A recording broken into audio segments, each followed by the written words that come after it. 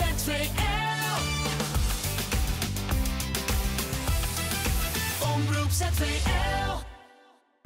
Ik ben Sam Mejakar en ik ben acteur en presentator. Ik ben Sonia Eiken en ik ben actrice. Jullie zijn dus een van de discipelen tijdens The Passion. Hoe was het om die rol te mogen vervullen? Ja, superleuk. In eerste instantie, we maken het met een te gek team. Hele leuke mensen, zoals Sonia.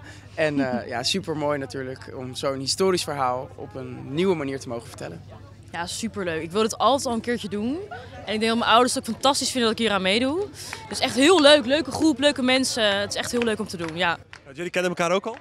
Nou, nee. Door deze productie. Het lijkt wel zo. Maar het gaat super snel, want je bent gewoon de hele dag samen. Dus ik heb het gevoel dat ik hem heel lang ken, maar dat is eigenlijk niet zo. Hoe gaat het met het repeteren? Ja, het gaat supergoed. De sfeer zit er goed in, zoals je op de achtergrond wellicht wel kunt horen. Ik weet niet wat er op dit moment weer gevierd wordt, maar... Verjaardag of iets, ik weet het niet. Nee, dus er zit een goede sfeer en het is gewoon een te gekke productie om aan mee te mogen gezellig. werken. Het zijn lange dagen, maar omdat het zo leuk en gezellig is, gaat het super snel. Ja. Nu zijn we in Zeeuws-Vlaanderen. Hoe is het om hier te zijn? Superleuk! Heel ver weg. Ik wil net zeggen, het is wel echt ver weg. Het is echt hoekje Nederland. Ja. Maar we hebben al de bolussen gehad. Die kunnen we afstrepen. Ja, en we komen wel echt op plekken waar je anders nooit zou komen. Ja. Dat is natuurlijk wel Ik ben fan van heel Sluis. Ik vind het echt super mooi. Ja. Nou goed, heel veel succes in ieder geval nog met de voorbereidingen en straks ook met de opnames. Jullie ook heel veel Dankjewel. succes.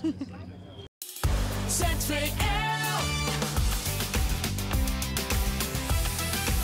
Omroep ZVL.